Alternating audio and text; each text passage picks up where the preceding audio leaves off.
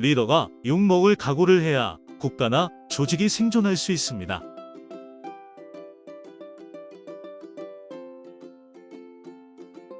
국민연금이 고갈될 것이라고 예측되는 부정적인 기사와 함께 이를 유지하기 위해서는 보험료를 더 내야 하는 상황이 되었습니다.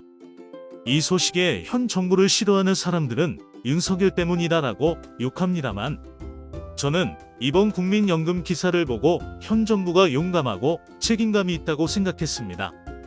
이건 제가 우파를 지지해서가 아닙니다. 만약 이재명 씨가 대통령이 되어서 이번 연금 고갈을 발표했다면 저는 비꼬는 거 없이 이재명 정부를 칭찬했을 겁니다. 제가 군복무를 하던 시절, 정확히는 상병 때 큰 실수를 하였습니다.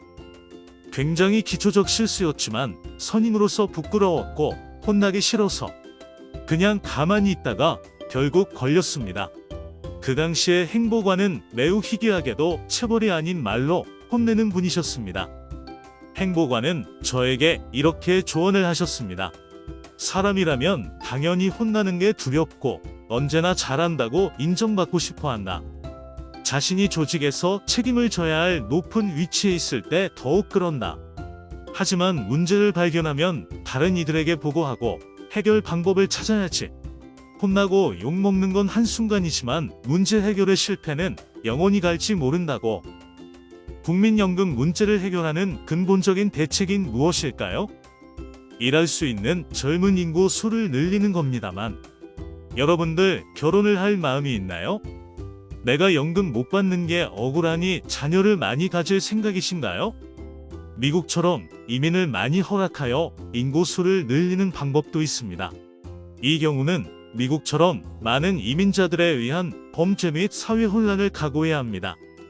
돈이 많은 기업인과 정치인 혹은 연예인들에게 돈을 더 거두게 하는 방법도 있을 겁니다. 마지막으로는 국민연금 자체를 폐지시키는 방법도 존재합니다.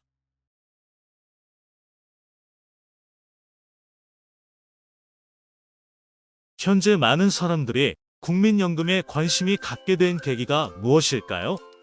그건 정부가 보험료를 올려야 한다고 공식적인 말했기 때문입니다. 당연하고 아니냐고 꼬투리 잡을 분도 있을 텐데, 자신들에게 불리한 건 공개하지 않고 끝까지 버틴 정부나 정치가들은 많이 있었습니다.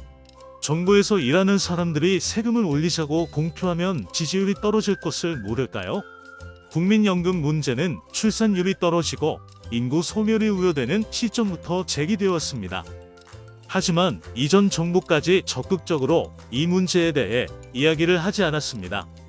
지지율이 불안한 상황에서도 미래를 위한 정책을 시도하려고 하는 것, 포퓰리즘으로 자신들의 권력을 지키려고 하는 사람들보다는 믿음직스럽습니다. 정리하자면 이번 정부가 자신들에게 불리할 것을 알면서도 연금 문제를 숨기지 않고 공개를 하였기에 우리 모두가 욕을 하든 연금 폐지 주장을 할 수 있는 것입니다. 이러한 행동들은 욕먹기 싫어하는 인간 본성을 거역한 용기 있는 행동이고요. 우리는 모두 문제가 없는 유토피아 같은 국가에서 살고 싶어 합니다. 하지만 말 그대로 그런 곳은 없으면 전 세계 모든 나라가 각자의 문제를 안고 있습니다.